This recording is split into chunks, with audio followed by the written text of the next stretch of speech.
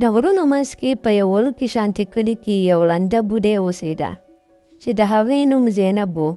د هغې د سترګو نظر یو څو کاله مخکې تللی و، خو د هغې زړه کې اوس هم صبر او همیشه به د الله تعالی شکر ادا کولو. د هغې د زندګۍ یوه سهاره وه. د هغې زوی اسد به په کلي کې ټوله ورځ خپله مزدوري کوله، او چې ماښام به کور ته راغو نو مور دپاره به یې روټۍ تیاره کړه. نو خلکو به وي په دې زمانه کې داسې فرمانبرداره زوی د هر چا نه وي. یوه شپه ښه یخني وه، په کلي کې ښه تیز باران شروع و. هوا هم ښه تیزه لګېده او اسمان هم کلکېدو او هر طرف ته تیاره وه. نو زینب خپل زوی ته وویل: زویه، نن خو مې دا زړه ډېر خفه دی. نو اسد مسکی شو او مور ته یې وویل: مورې، ته فکر مه کوه، زه در سره یم. نو اچانک چا دروازه په تیزۍ سره وواله. اسد ویریدو او ویې: په دا ټیم باندې څوک راتلی شي؟ هغه دروازه کولو که.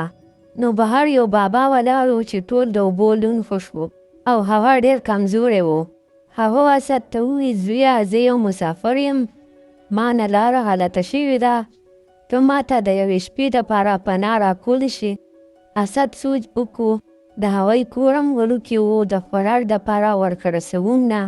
خو هغه ورته دروازه کولو که او ورته یې ویل: چاچا، دنده راځه، مسافر خالي هات نه دي پرېښودل پکار. هغه د خپلې ایسې روټۍ هغه اجنبي ته ورکړه. نو مور ورته وویل: زویه، دا څوک راغلی دی؟ نو اسد ورته وویل: یو مسافر راغلی دی، د الله تعالی مېلمه دی. نو بوډۍ مور یې وخندل او ورته یې وویل: ښه، اوس د ده ښه خدمت وکړه. چې سهار شو، باران هم ودرېدلی و، اوس هغه اجنبي تلو.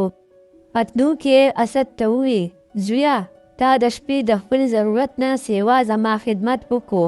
نو اسد والا په سادګۍ باندې جواب ورکړو: د میلمه خدمت کول خو حق وي.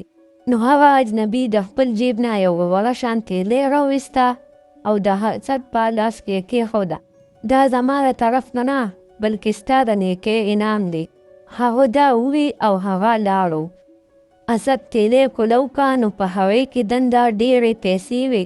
نو هغه حیرانه شو او د هغه د مور د سترګو نه اوښکې روانې شوې او ویې: زویه، الله تعالی زموږ امتحان اخیستو او هغې کې ته کامیابه شوې.